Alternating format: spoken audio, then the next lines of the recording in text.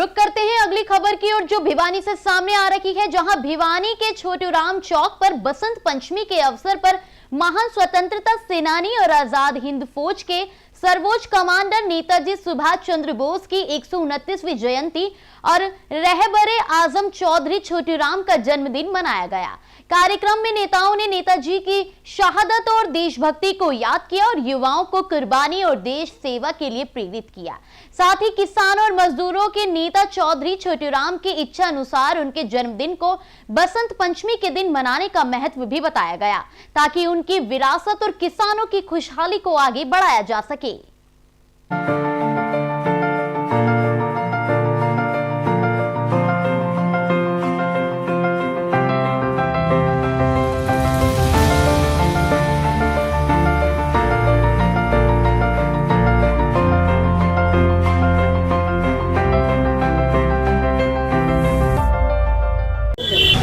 देखो, आज दो महापुरुषों की जयंती है, नेताजी सुभाष चंद्र बोस जी की और चौधरी छोटूराम जी, दीनबंधु छोटूराम जी जयंती है। हम सभी संगठनों ने, संयुक्त मोर्चा ने मनाई है। और मैं एक बात कहना चाहता हूँ कि आने वाली पीढ़ी इससे सबक ले और इससे शिक्षा ले और उनके चलाए हुए रास्ते पर चले, क्योंकि सर छोटूराम जी ने भी कहा था कि बोले किसान मेरी दो बात मान ले, एक बोलना सीख ले, एक दुश्मन को पहचान ले।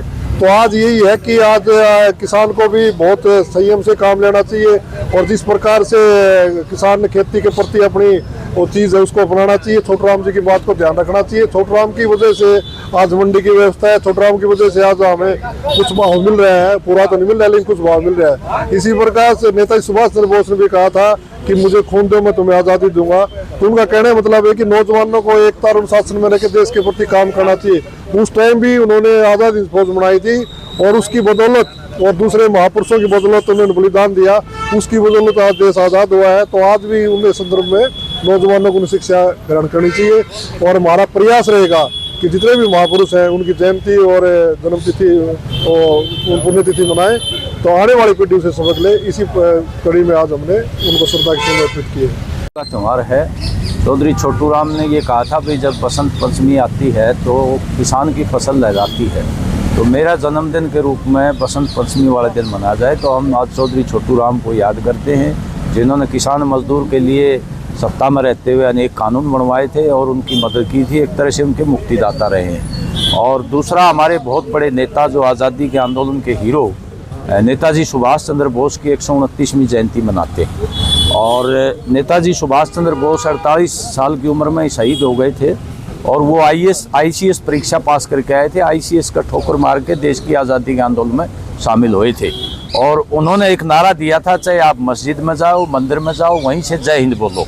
सांप्रदायिक सौहार्द के भी प्रतीक थे और देश को आज़ाद करवाने में उन्होंने सर्वोच्च बलिदान दिया। उनको भी हम याद करते हैं। आज जितनी भी समस्याएं हैं, जितनी भी प्रॉब्लम हमारे सामने हैं, चुनौतियां हैं, बेरोजगारी की है, महंगाई की है, किसान संकट है, मजदूरों को मजदूरी नहीं मिलती, तमाम पब्लिक सेक्टर को जो है निजीकरण की तरफ धकेला जा रहा है, शिक्षा स्वास्थ्य पर बजट खर्च नहीं हो रहा।